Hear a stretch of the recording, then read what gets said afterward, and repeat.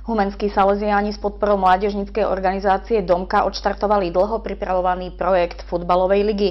Viac ako 80 chlapcov prijalo výzvu Poď si zahrať. Zapolilo teda doved na 14 družstiev. V dvoch kategóriách budú 2 mesiace súťažiť o pohár a medaily. Organizátori pre nich pripravili zápasy v skupinách i vyraďovacie boje v play-off. Náš zakladateľ Dom Bosko, išlo mu o to osloviť chlapcov, mládež, aby tak plnohodnotne využívali voľný čas, aby rozvíjali svoje dary, ktoré majú v sebe, a aby prežili taký pekný život.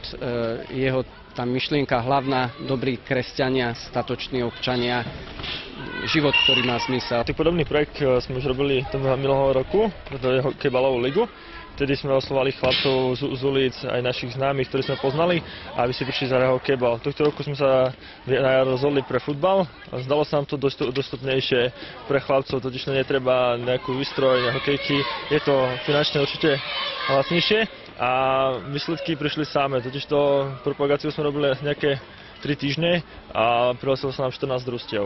8 družstiev v kategórii starších, 6 mladších, čiže dvakrát toľko ako pri hokejbale.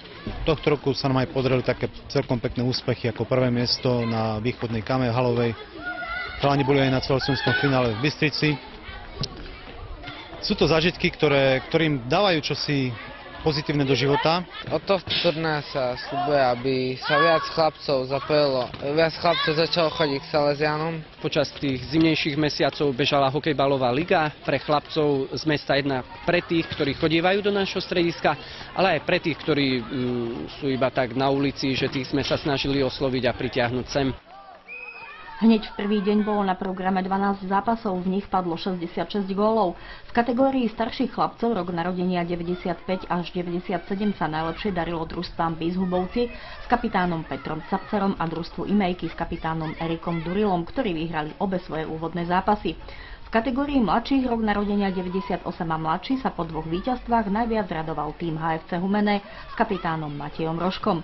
Medzi hráčmi svojimi výkonmi vynikali Branislav Ondruško z týmu FC Hammers, strelec 6 gólov, Ľuboslav Pankovčin a Maroš Jakubov z týmu Pantery, ktorí spolu nazbierali 17 bodov za 13 gólov a 5 asistencií.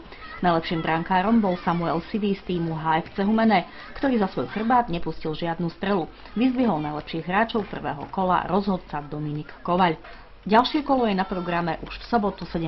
Ja som sám bol prekvapený z toho, akým nadšeným chlapci tu prišli, hrajú ako dušu, nevadí im vôbec, či už spadnú, rozbijú si koleno, hrajú ďalej, majú rezanú šnúrku, darmo ich upozorňujeme, hrajú ďalej, vôbec im to nevadí. Chcú vyhrať a sama ma prekvapuje to nadšenie, aké majú tí chlapci. Na tento turnaj som prišiel s tým zahrať si futbal a tiež si nájsť nových kamarátov. Podarilo sa zatiaľ? Áno.